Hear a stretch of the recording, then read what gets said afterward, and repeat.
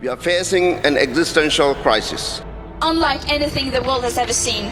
We need to take action. Everyone has to stand up. The warning is not a new one.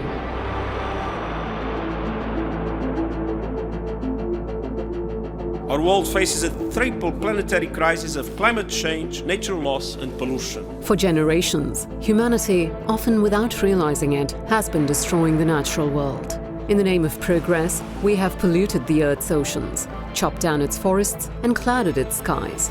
Today, nature and our own survival rest on a knife's edge. It's time to ratchet up the action that we need to have at the country level. The United Nations Environment Programme was established with one goal in mind: to unite the world in saving our planet. It is clear that the environmental crisis which is confronting the world will profoundly alter the future destiny of our planet. For 5 decades, UNEP has used science and its mandate to bring the world together to help nations find solutions to grave environmental threats.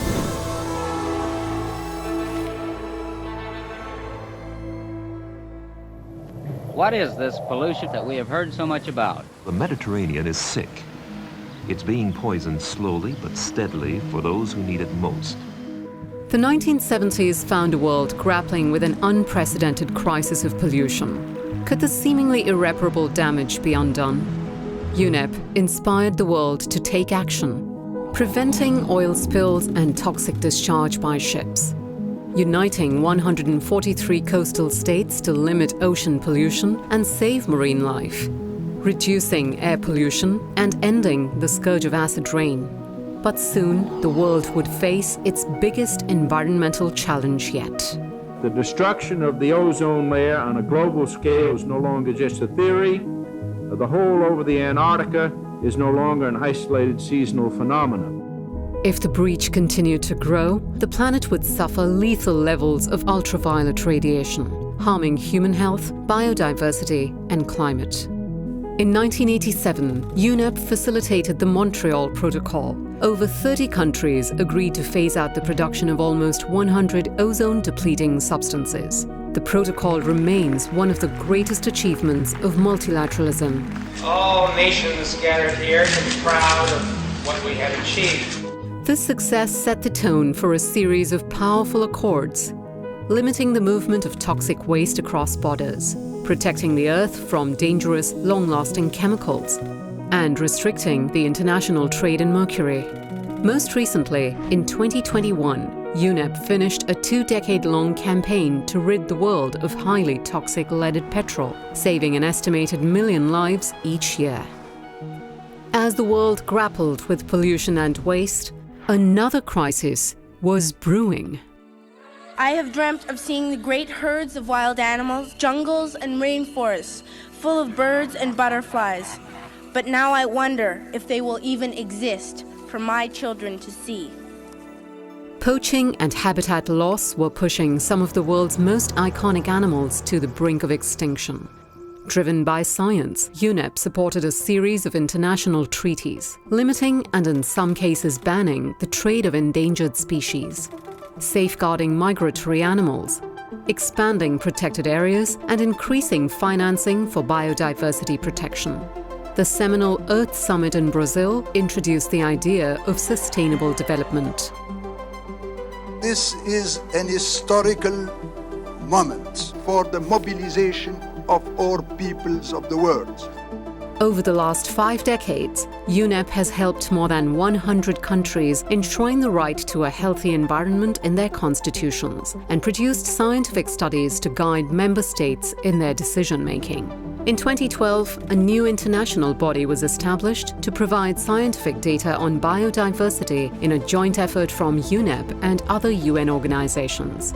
In 2019, it found that 1 million species face the threat of extinction, underscoring the urgency to act.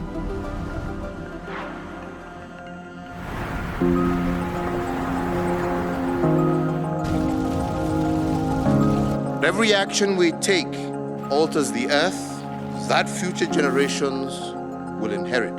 The world is starting to recognize the effects of planetary warming, but UNEP began sounding the alarm 3 decades ago. As early as 1988, UNEP and the World Meteorological Organization launched the Intergovernmental Panel on Climate Change.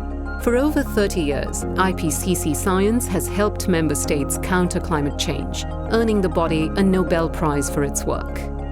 UNEP-backed studies have informed some of the planet's most crucial climate accords. These include a 1992 agreement that set a template for curbing greenhouse gas emissions, followed by the Kyoto Protocol and the landmark 2015 Paris Agreement. I'm proud to announce that 175 parties have signed the Paris Agreement. UNEP has also mobilized 450 banks, insurers and investors to help create a more sustainable world. We don't want fossil fuels anymore. A lot has happened in the last 50 years, but it's the next 10 that will be pivotal for life on this planet. But in fact, what you and I and other ordinary people around the world can do will not by itself save the natural world.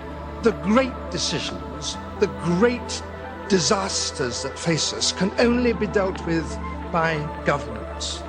And that's why this organization is so important.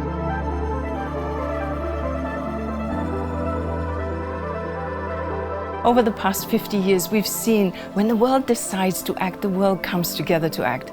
Together with member states and partners, we've achieved a lot. But now is the time to truly make that lift for humanity and to do much more and much faster. And I have every reason to be hopeful. As an organization grounded in science, UNEP will do everything in its power to push for breakthroughs. Our planet and humanity depends on us. Together, we can build a greener and safer and fairer world for all.